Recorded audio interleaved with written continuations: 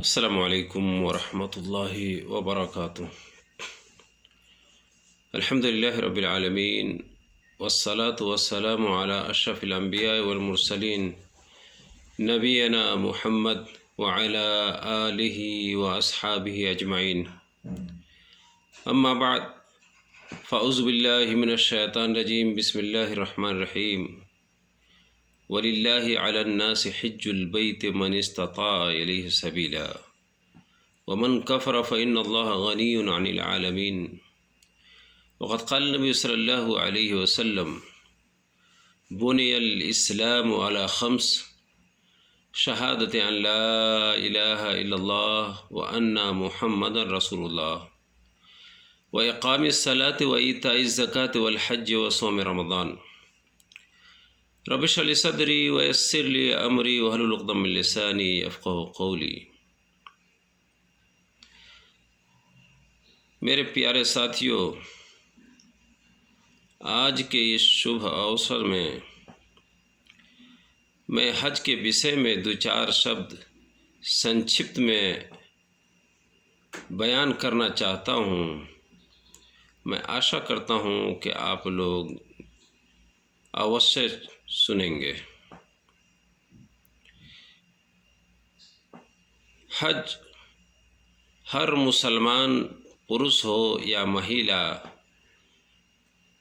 عمر میں ایک مرتبہ انیواریہ ہے۔ حج اسلام دھرم کا پانچواں استمبھ ہے۔ اللہ تعالیٰ کا فرمان ہے: وَلِلَّهِ عَلَى النَّاسِ حِجُّ الْبَيْتِ مَنِ اسْتَطَاعَ إِلَيْهِ سَبِيلًا وَمَنْ كَفَرَ فَإِنَّ اللَّهَ غَنِيٌّ عَنِ الْعَالَمِينَ، کہ لوگوں پر اللہ کا یہ حق ہے کہ اس گھر تک پہنچنے کی اگر شکتی رکھتا ہے تو اس کا حج کرے۔ نبی کریم صلی اللہ علیہ وسلم نے فرمایا: بنی الاسلام علی خمس شہادت ان لا الہ الا اللہ وان محمد رسول اللہ واقام الصلاۃ وایتاء الزکاۃ والحج وصوم رمضان۔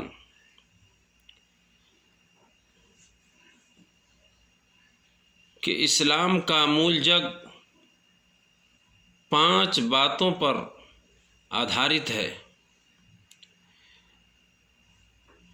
سب سے پہلے کہ اس بات کی گواہی دے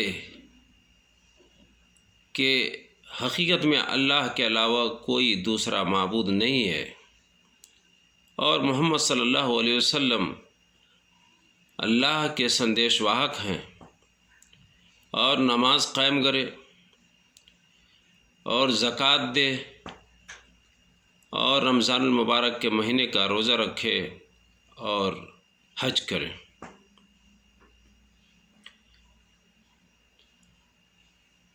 حج اللہ کے نزدیک کرنے کے لیے سب سے بہترین اعمال میں، سب سے بہترین کاریہ میں ان کا شمار ہوتا ہے۔ اللہ کے رسول صلی اللہ علیہ وسلم نے فرمایا: من حج هذا البیت فلم یرفث ولم یفسق رجع کیوم ولدتہ امہ، کہ جو کوئی ویکتی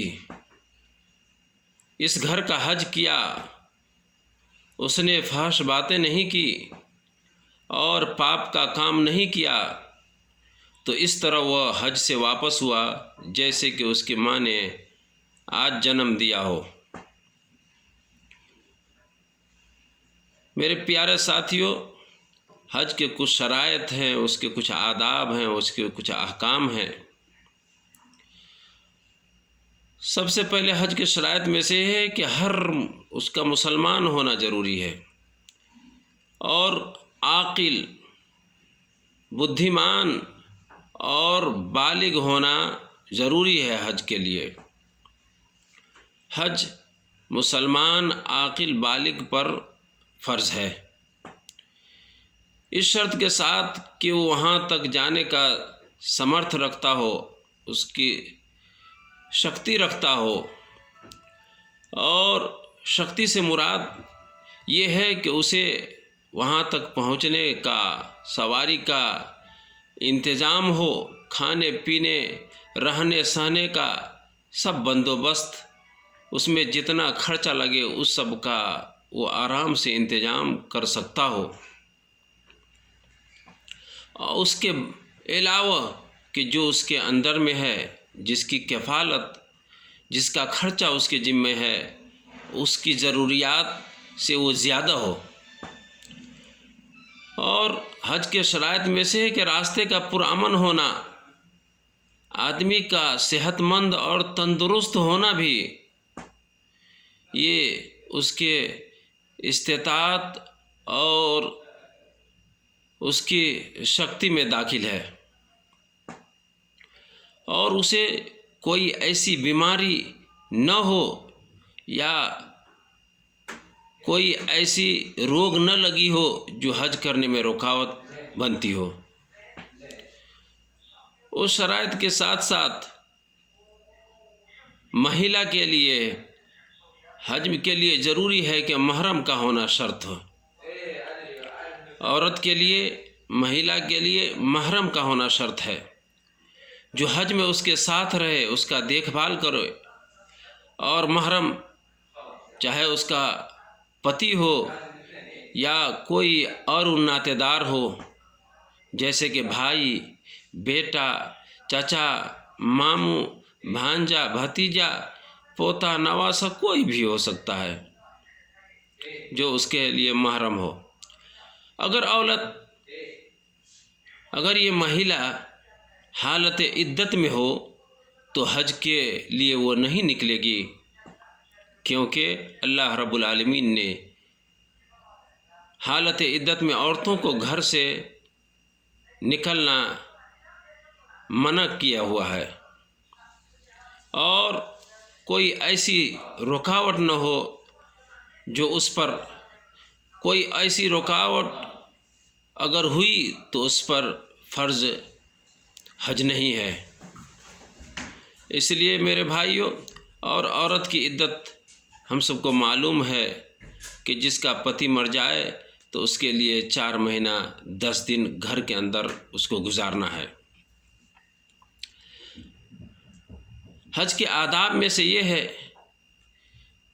कि यात्रा का आरंभ करने से पहले पहले हाजी हज उम्रे के जितने भी अहकाम है उस सब को सीख ले, चाहे वो लोगों का मुहाजरा सुन कर के हो, या किताब पढ़ कर के हो, या अहले इल्म से सवाल व जवाब करके हो। वो हज के मुतालिक सारी बातें हज यात्रा करने से पहले पहले वो सीख ले। दूसरी बात यह है कि अच्छे लोगों की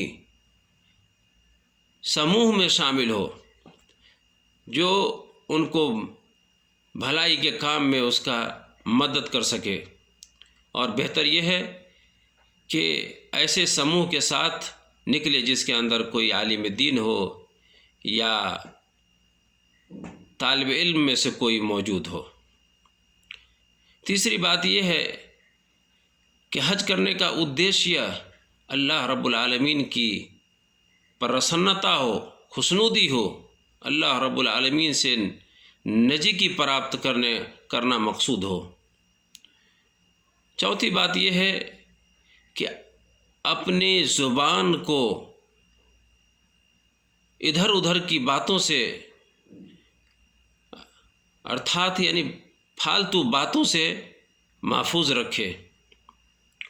और पांचवी बात यह है कि ज़्यादा से ज़्यादा अल्लाह रब्बुल आलमीन का समरन और अल्लाह रब्बुल आलमीन से प्रार्थना करे।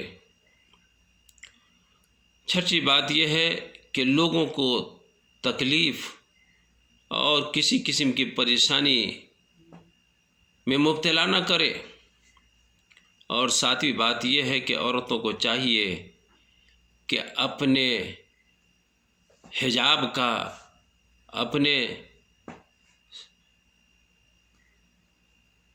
اپنے حجاب کا وہ اچھی طریقے سے خیال رکھے اور مردوں کی بھیڑ بھاڑ سے وہ دور رہنے کی کوشش کرے۔ 8ویں بات یہ ہے کہ حاجی کو یہ بات ذہن نشی کر لینی چاہیے، یہ بات دھیان میں رکھنی چاہیے کہ وہ عبادت کے لیے گئے ہیں، اللہ کی اپاسنا میں وہ ہے، وہ کسی بھرمن میں نہیں۔ بہت سارے حجاج کرام کو آپ دیکھیں گے کہ وہ سمجھتے ہیں کہ وہ بھرمن میں ہے اور طرح طرح کی تصویریں بناتے ہیں اور وہ تصویر جہاں تہاں بھیجتے ہیں، اللہ اسے ہدایت دے۔ میرے پیارے ساتھیوں، یہ کچھ حج کے بارے میں سنکشپت میں جانکاری تھی جو آپ لوگوں کو بتلایا۔ انشاءاللہ آگے درس کے اندر احرام سے متعلق اور حج کی کتنی قسمیں ہیں اس سب کے متعلق میں بیان کروں گا۔ اللہ سے دعا ہے کہ الہ العالمین ہم تمام مسلمانوں کو حج کرنے کی توفیق عطا فرما، اور جو ہم لوگوں سے جو غلطیاں سرزد ہو گئی ہے، الہ العالمین ہم سب کو معاف فرمائے اور مرنے کے بعد جنت الفردوس میں جگہ عطا فرمائے۔ آمین وآخر دعوانا الحمدللہ رب العالمین۔